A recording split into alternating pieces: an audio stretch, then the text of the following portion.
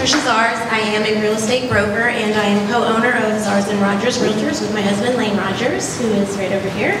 A little bit about me. I was born and raised in San Antonio, and was here most of my life. I did move away in high school, moved to Alabama, which is where I met Lane, and we stayed there through high school, through college, went to Auburn University, and then came back here in 2000.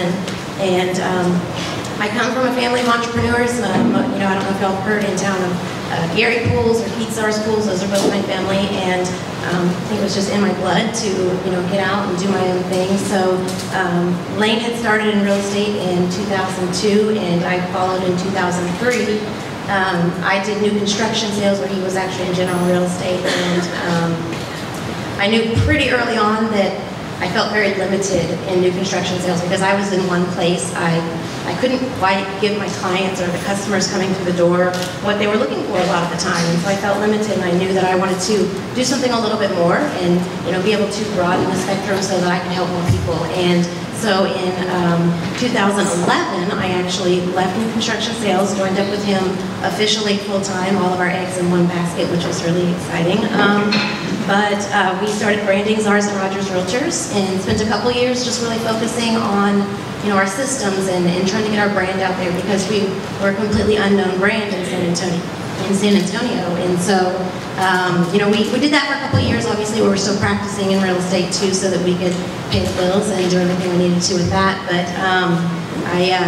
a couple of years into it, we started bringing on agents, and we've got a team of nearly 60 now. So I don't have kids yet, but every now and then I feel like I have about 58 of them. A couple of them here with us today, but it's just a very interesting thing when you go out on your own. There's a lot of different things that go into it, and as a woman or as a man, you've got to work really, really hard, and so it's one of those things that you got to figure out what your niche is going to be, and how you're going to do things differently, not necessarily reinventing the wheel, but doing things differently, doing them better, standing out, So I was kind of soul searching, trying to figure out where do I want to focus, what do I want to do, and a couple years ago I started doing a lot more with charity work. I got real involved with philanthropy.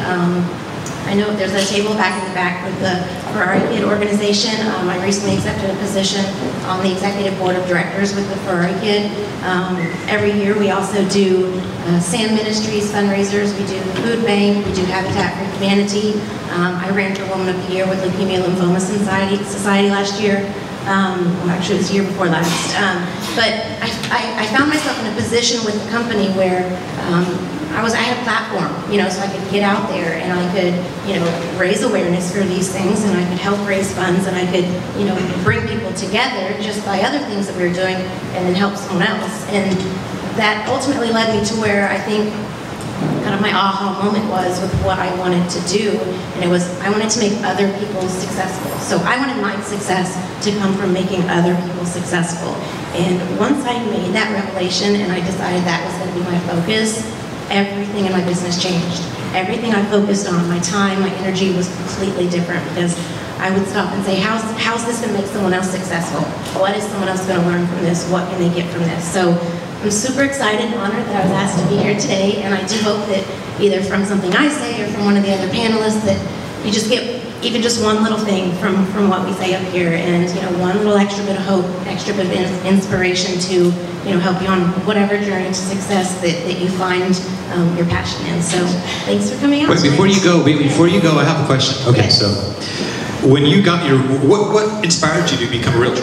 I was actually, when I moved back to San Antonio, I was working for my dad in the swimming pool business, and so I had been back here about a year.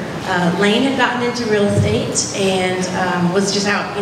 It was more of a, I didn't want a ceiling. I didn't want a ceiling where I was. I wanted to, that every effort or everything that I went out and did was going to just raise, whatever it was I was doing or whatever else I was, striving for that much more. So I didn't want to feel like I had a ceiling, and I wanted to make a difference, and I think just that knowing that I didn't have, to stop, and knowing that if I got up, if I spent one more hour every day doing something, or if I made one more call or did one more thing, that it would exponentially grow whatever I was working on. So it was just a drive and a passion to get out and take it as far as you can take it. So that's awesome. I have to tell you, she just said something that I find awe-inspiring, something you don't hear every day.